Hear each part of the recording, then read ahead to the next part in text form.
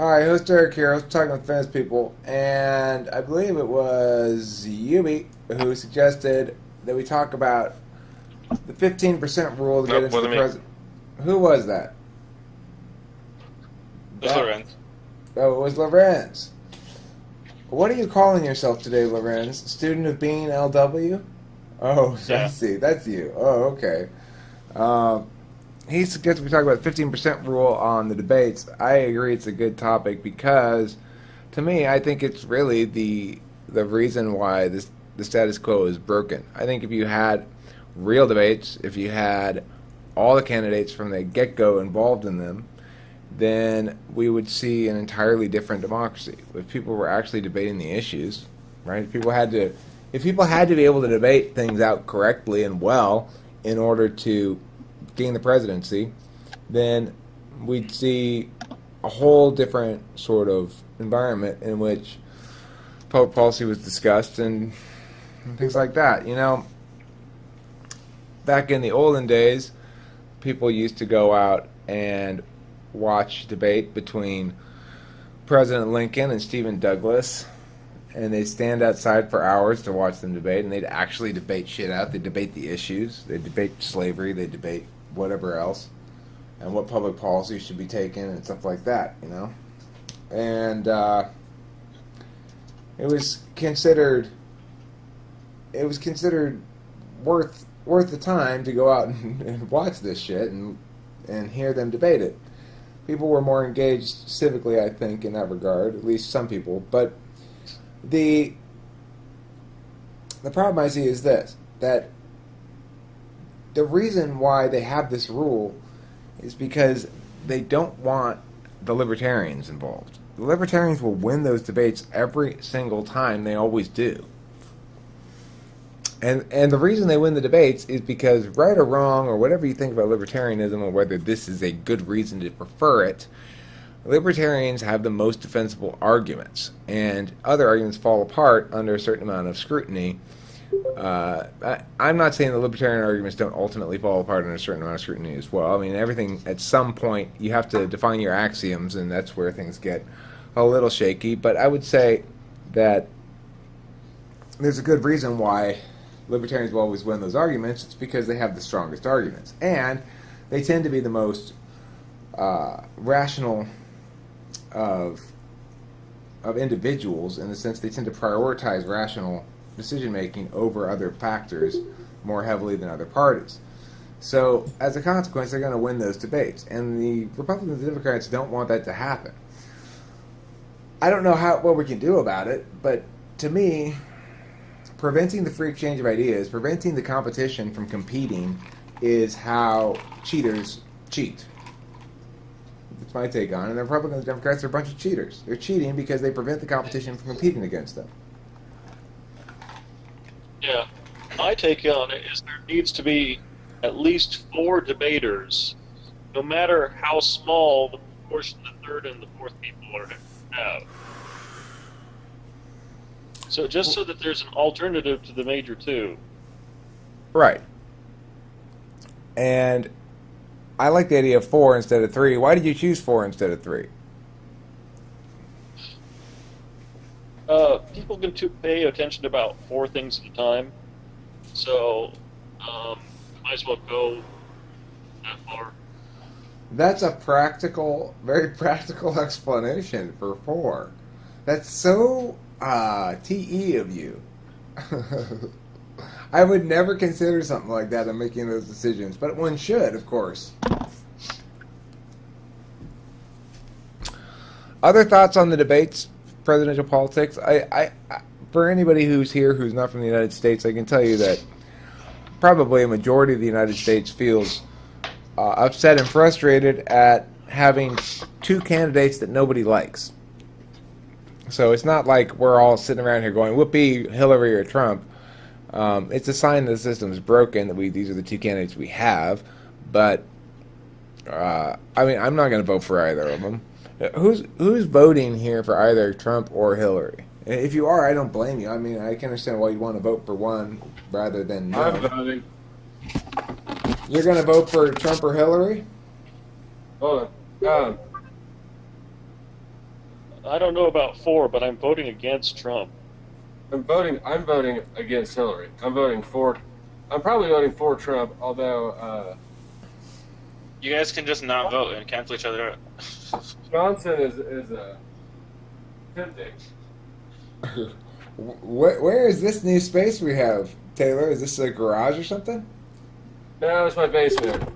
Oh, it's your There's basement. a lot of small people in my upstairs rest of my house. Oh, do you have tornadoes in Kansas? We do. So that's why you have a seen the Oz. yeah. So that's why you have a basement. You don't have to- Okay, so you're gonna vote for Trump, huh, Taylor? I'm probably going to vote for Trump. I might vote for Johnson. But if I did vote for Johnson, it's just because I do think the system's broken and I want a third major party. Right. Well, I'm gonna vote for Johnson because I know California's gonna go for Hillary anyway, for sure. I don't know if I would vote for Hillary if I thought it could make a difference in California regarding Trump. I'm not. I am not. The only If you thought that California could go Trump, would you vote for Hillary? No. If I thought that it could go Trump, I might consider voting for Trump. I think is I'm not happy with either of those candidates at all. Hillary has the slight advantage of being an evil. I know what I'm going to get with her, and I feel like I don't know what I'm going to get with Trump. That's exactly the problem that I have with her. You don't want more of that same evil. Well, I don't I know blame you what for I'm that. getting with her.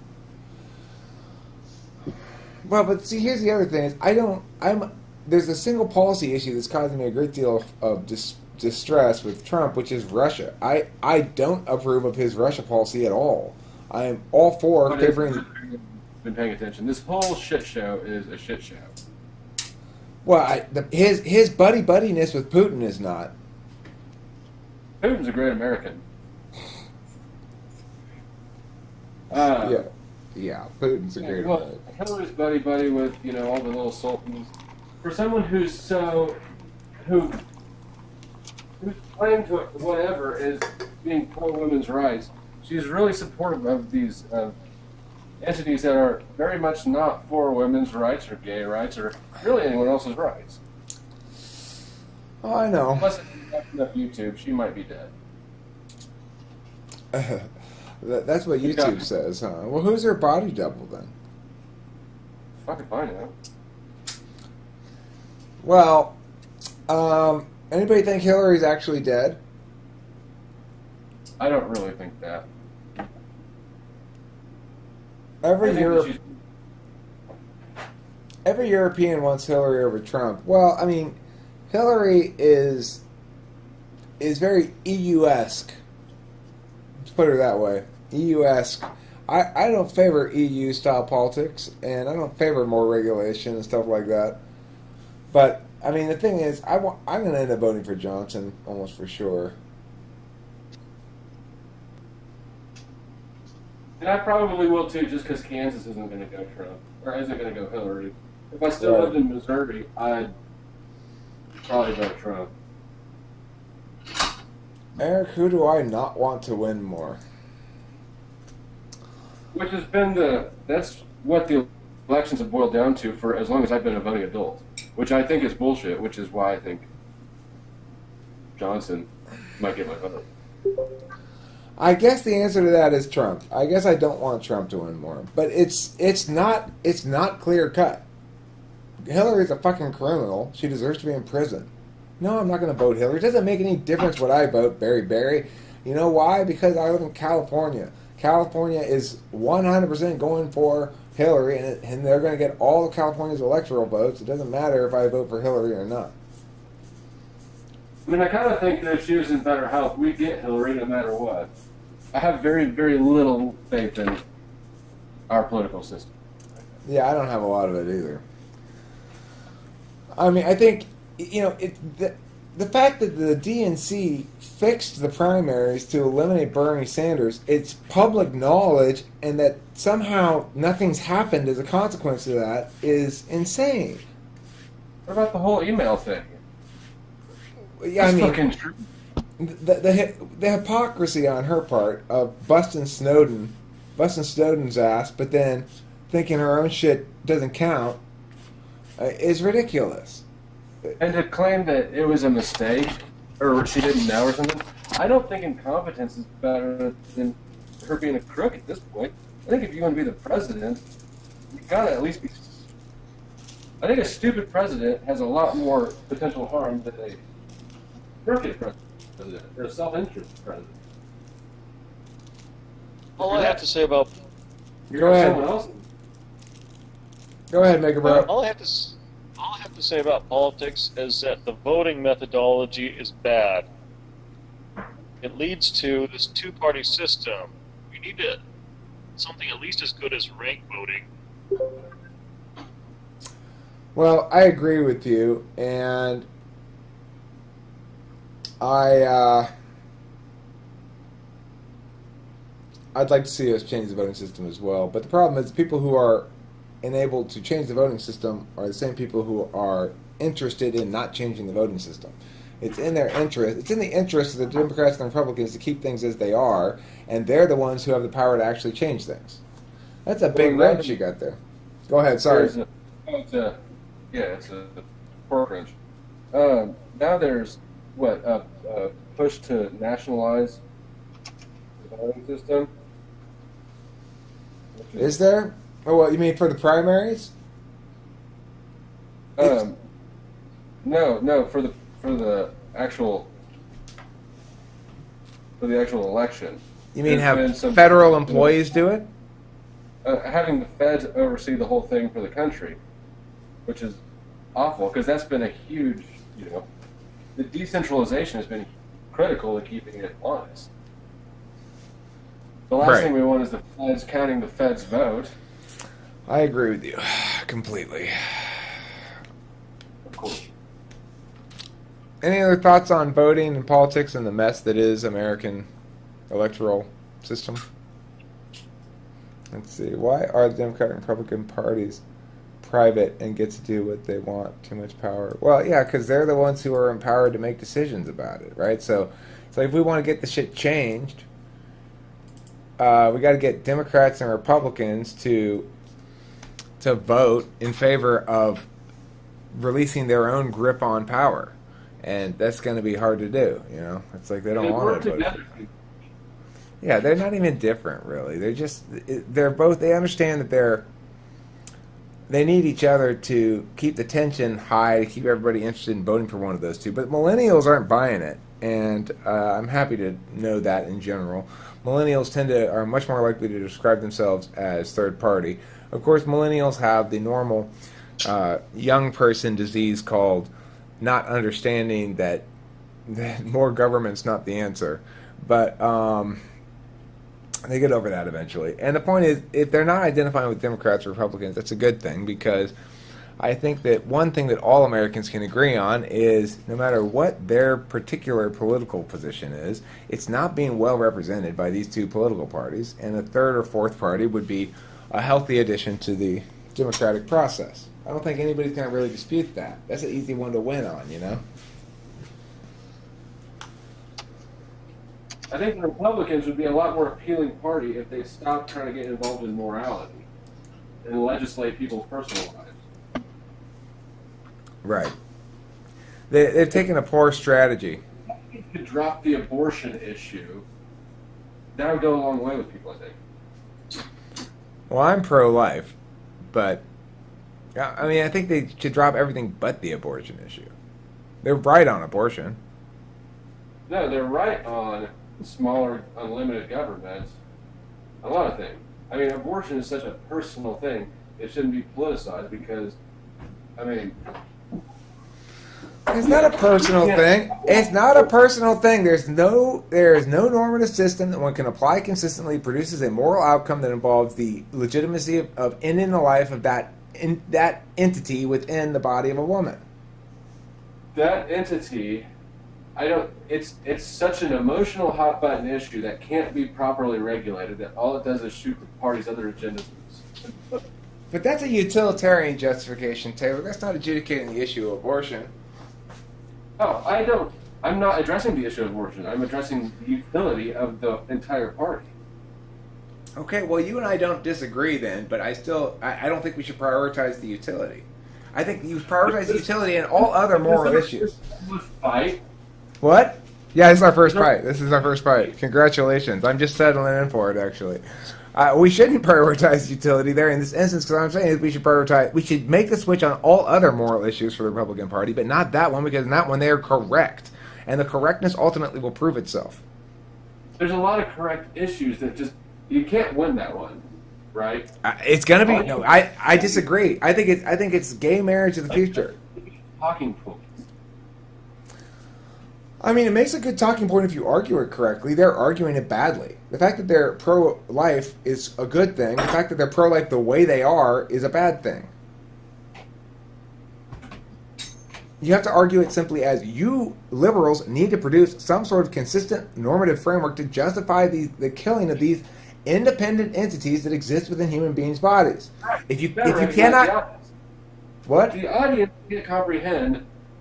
I mean, a rational argument nearly as easily as they can comprehend someone saying sexist, sexist, sexist, when it's sexist to not tell women about some of the psychological and physical repercussions of having an abortion. Okay, but what I'm saying is that these issues resolve one way or the other in the public discourse, and they resolve on the correct side or the incorrect side. The Republicans have consistently been on the incorrect side, arguing these moral issues, but they're right about this one. They are right about it. That doesn't mean that it needs to be such a prominent talking point. There's a lot of things that you can be right about, but to make it so visible. All right, fine. All right, fine. I'll concede on that. It doesn't need to be such a present talking point. Fine, but I like the fact that it's a talking point because it's a talking point where there's a clear resolution on it, right? It's not going to end up being somewhat. Well, we decided that some compromise position was okay. That it was okay to abort just the legs of a baby, right? Nope, we're not going to end up at that spot. We're going to end up at it's clearly resolved, just like gay marriage is. Clearly resolved, just like marijuana is. Now, it's not quite done being clearly resolved, but it will be soon enough. I mean, so those things, if those things could just go back to the states' rights, we would have a lot less issues. But then we'd have states that don't afford individuals equal rights. So if my girlfriend's gonna get an abortion, say, and I live in California where they're illegal, but I can drive to Nevada. Don't you think that's a better option of publicly discouraging and condemning abortion? But that's a better option than like punching her in the stomach or any other cruel method. Yes, that's better. I agree. You win the utilitarian argument. I'm not disputing that. I'm disputing whether we should prioritize that in public policy, or at least in public discourse for a political party. So, I took it off the rails a bit too, so I guess I can't complain about that. Regardless, all right, I concede the point that it's not the most strategically wise. No, we're not agreeing to disagree. I'm conceding a specific aspect of your point.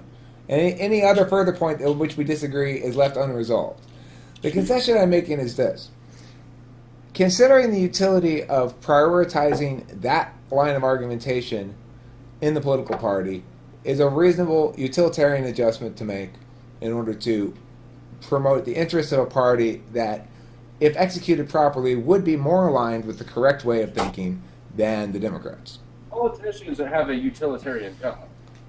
If their job, they're not philosophers, and they're to mentally masturbate.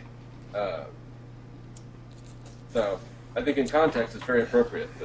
It's interesting that you say that because I had a card that I was using today in one of the LD cases that specifically states that we have to use utilitarianism when we're adjudicating issues of public policy, and gives a variety of reasons why. But I actually disagree with that card. But I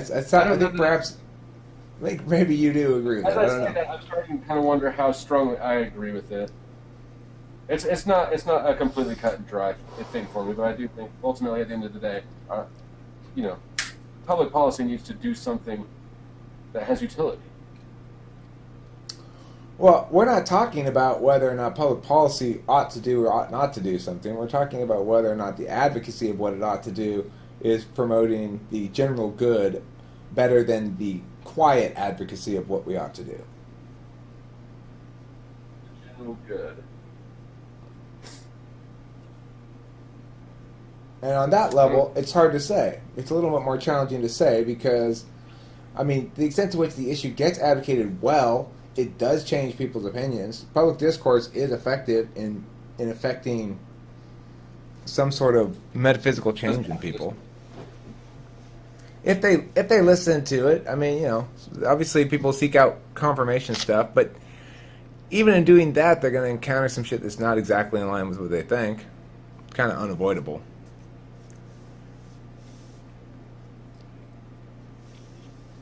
But I do agree with you on abortion. I'm not a fan of it. Not a fan. Are there people out there who are fans of it? Who are like, yeah, all right, another abortion. I heard there are some staunch fans of abortion. Yeah. All right, well, let's end this episode here. I'm not sure what happened in that little debate there. Taylor tried to shift ground a couple times. I brought him back onto the point. But I think he kind of won one of the points a little bit, maybe. I'm not sure. So, regardless, that wasn't a very decisive fight. That statement was garbage. Yeah, well, okay, there we go. Now we're into something. So you think it was more decisive than that? No, I think that saying that someone kind of won some of the points, maybe, is a garbage sentence. Well, I think you made it that way. You made it that way. You wanted to shift ground from the actual point. You kept wanting to talk about other things. That's what makes it a bad statement, or what? No, I was as detached from the rest of since I turned this thing on. Taken by itself or in any other context ever, that wishy-washy statement. It may not be a desirable outcome, but I think it's more accurate than an alternative. Do you have an alternative statement that's more accurate? I don't think we landed on anything clearly enough to dispute. I think it's kind of probably accurate. Yeah. Okay.